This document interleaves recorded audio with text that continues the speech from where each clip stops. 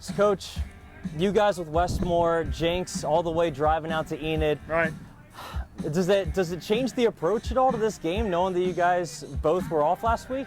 Well, I don't know about changing the approach. It's you had a bye week, and then we both had a game canceled. So it's about keeping the players focused, right?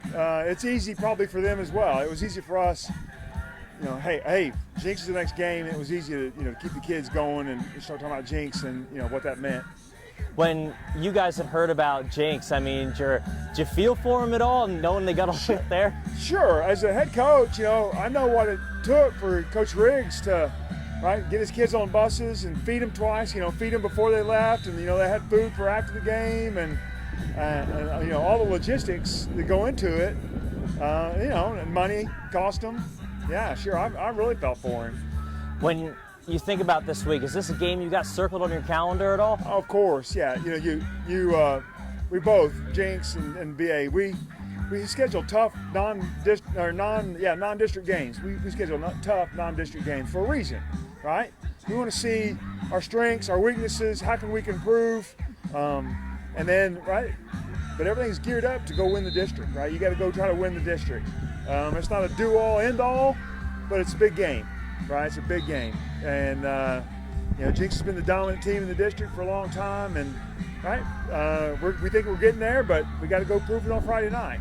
Do you think at all, and is there the feeling at all that you got to win this game to win district?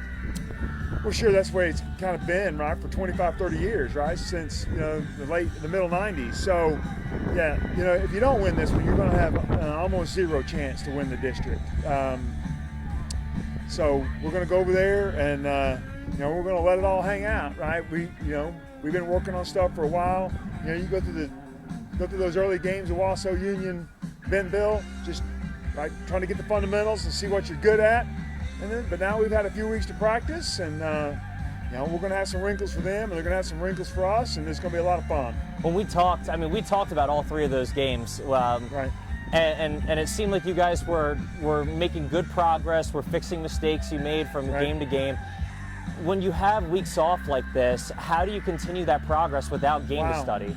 Wow, fantastic question. Okay, because so here's what coaches are thinking, right? Yes, we're not having a game, and we need to get better, right? Then you have to weigh the fact: do we go full speed and tackle and practice and risk getting somebody hurt when there's really no reason to get them hurt, right? But if you don't practice fast and you don't practice against your best players, right? Now you get to being slow and doing things too easily. So there's a fine line. You've got to do a little bit of both.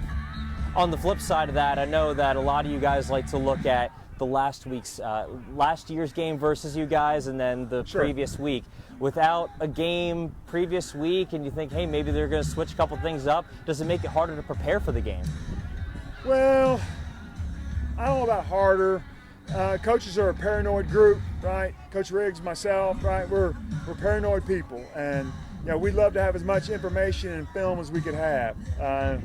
But our kids, we know their kids, they know our kids. Some of our kids go to church together. We've been coaching against Coach Riggs and Coach Calabrese and Coach Gaylor over there for a long time, right? So we know what they like to do.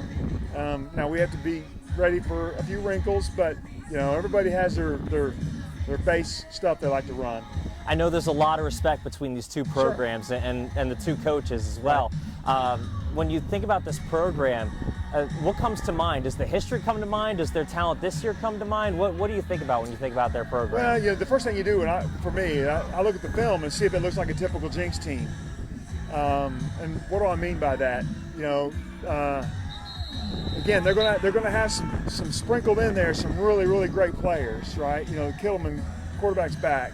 But what you see is a team that doesn't make mistakes and plays really, really extremely hard. And that's been what they've done since the mid-90s over there. They found a bunch of guys that will really play hard.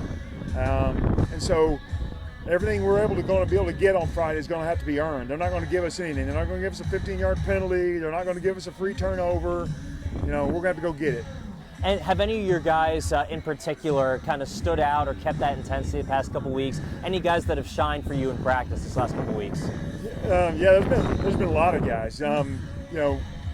starting the season, we were very inexperienced in the leadership area, right? We graduated a ton of kids from the 19 team. And so the leadership had to grow, right? We missed, March, April, May, and we missed the spring ball. We missed all those times for leadership classes and spring football, those 10 practices. So I think the leadership has grown exponentially. And that's what it's going to take to win big ball games. Because Jink's going to make plays. They're going to score touchdowns, and they're going to make big plays on defense. And so we have to overcome those and make just one or two more plays than they do. And I love asking this question. Any guys that we should look for that you think could shine or be a key factor for you guys? Yeah, great question.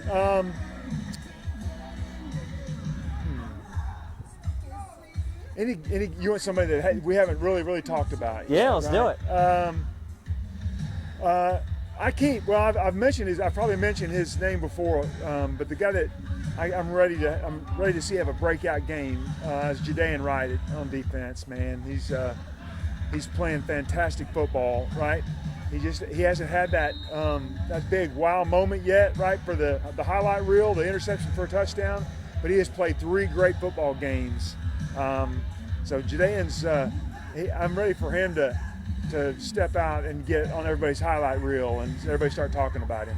I've heard his name called over the PA a couple times, and I know you've talked about him before, so it sounds like he's getting there. He is getting there.